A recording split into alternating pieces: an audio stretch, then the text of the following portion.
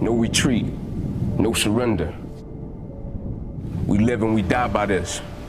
Every man must search his own soul. People don't burn out because of what they do. People burn out because life makes them forget why they do it. Character supersedes talent every day of the week.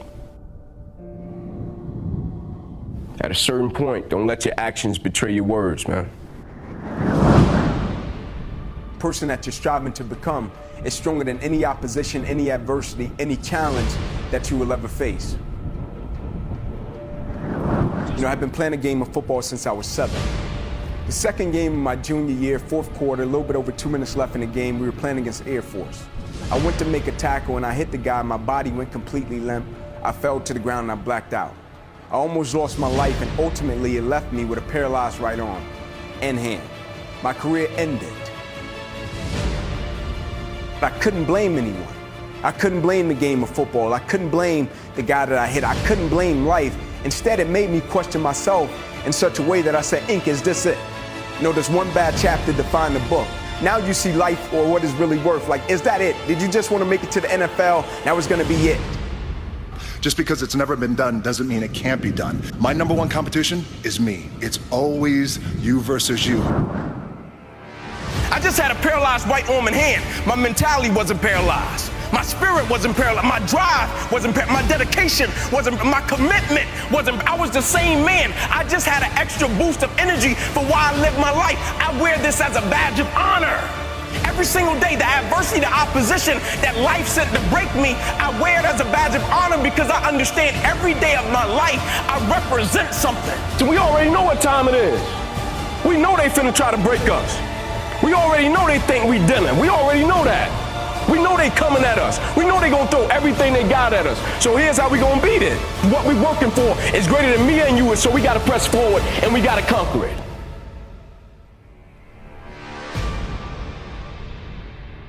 You got to be the one to get up every morning, be disciplined, put in the consistent daily hard work because that gains success. No coach, no trainer, no mentor, no boss can do it. You versus you. I want to be forever proud of who I was as a man and change who I used to be. The liar, the insecure guy, the guy who can, whatever. I want to be proud. If I die now, if I die at 80, if I die at 90, 100, I want to look at myself and say, proud of myself. We don't know how much sand we have left. The future, we don't know. The past, it's gone. Now, the only thing you can deal with is what's right here, right now. And if you look, the sand is always moving. You're going to fail, and you're going to be in your head. You're going to be saying, I'm not good enough. And it's how you get through that.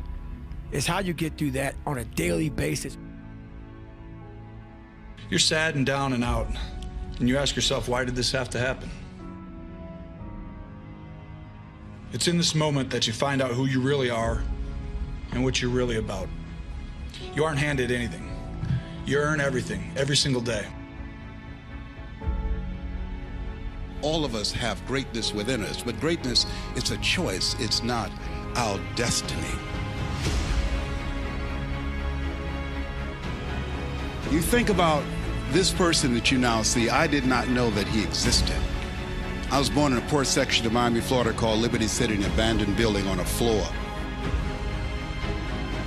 Let's go, champ. Let's go, champ.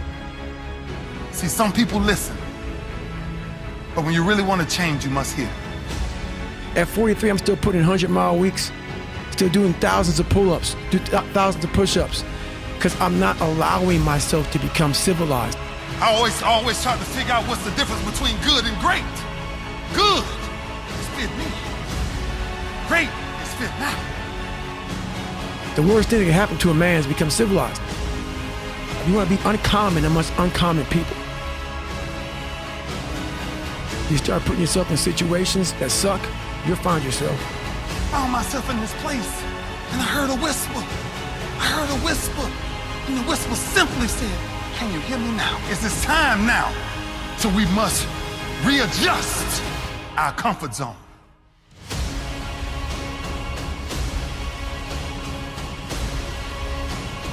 Go don't look for nothing spectacular to come out the sky. We are the sky. What we're looking to change, we must change. And the only way to change it is make sure you ain't doing the same thing every day of your life. If an alarm clock is waking you up every morning, we might find ourselves confused in 10 years.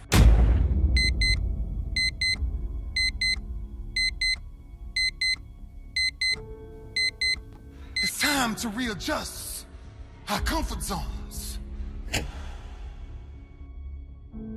It's time to figure out whatever majority is doing, I'm gonna find myself doing the opposite.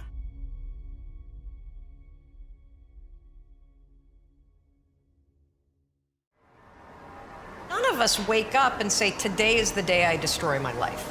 You can run into a trap and you set up a life that you didn't really want. What we do is we kind of check out because it feels overwhelming, or we check out because we're afraid, or we check out because we start listening to self-doubt, and then we make these teeny tiny decisions all day long, and we don't even realize it. Decision to not get up on time, a decision to not eat the right thing, a decision to snap at your kids, a decision to not speak in a meeting, a decision to not look for a job, a decision to not deal with your finances, a decision to not call your parents, like whatever it is. All day long, these tiny decisions that take you so far off track. And then you wake up like I did and you look at your life and you think, how the hell did I get here? You're alone with your thoughts. You get an idea of what your thoughts actually are. Bang, he ran into the abutment of a bridge and his life was snuffed out. If you had asked him a half hour before how much sand he had left, he would have said at least a half a century. He didn't have a half an hour.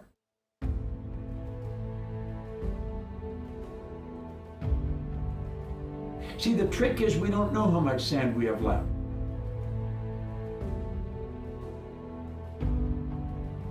This is all we've got right here, right now.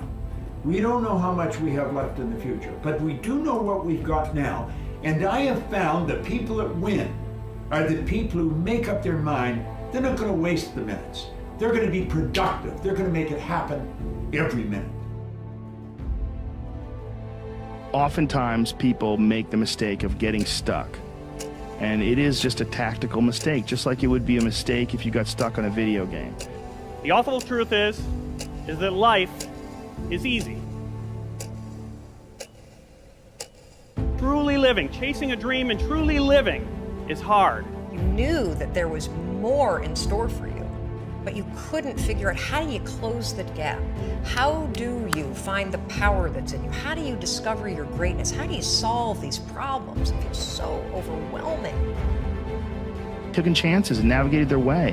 What did they do differently than you? What objectivity do they have that maybe you lack? What insight into their own mistakes are they willing to delve into that you're not, that you step back and you go, you know, I just don't want to look at myself that closely. But the person who's able to look at themselves the closest is going to get the more rational results. Is that we're living our lives in these very unfulfilling ways, where you're going to this office with artificial light and you're doing something you don't want to do all day long, and then you get home and you're tired. Just go hike up to the top of a mountain and look out. You know, there's a reward that you get from that is intensely, like, soul-filling. We're all taught that life is tough. Life's a bitch. Life is hard. But it's not.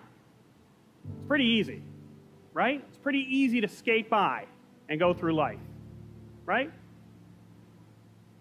We wake up every day, most of us in the world, with a roof over our heads, a big comfy bed under our butts, fridge full of food. Most of us in the world, especially here in America, never have to worry about starvation or homelessness. We have friends and family that'll help us out when those things come. Those are the things that made life dangerous 100 years ago. Now we complain if life isn't convenient. This isn't a statement on modern society. This is a statement about motivation. Life is easy. It's easy to skate by. You think about this person that you now see. I did not know that he existed. I was born in a poor section of Miami, Florida called Liberty City, an abandoned building on a floor with a twin brother. And we were adopted by Mrs. Mamie Brown. She was 46, third grade education. We ate the food left over from the families that she cooked for on Miami Beach. Kind and generous people. We wore the hand-me-down clothes of the children that she kept. When I was in 5th grade, I was labeled educable, mentally retarded, put back from the 5th grade to the 4th grade, and failed again when I was in the 8th grade. And with that limited and diminished sense of self, Robert Boyd gave me a Jim Rohn speech.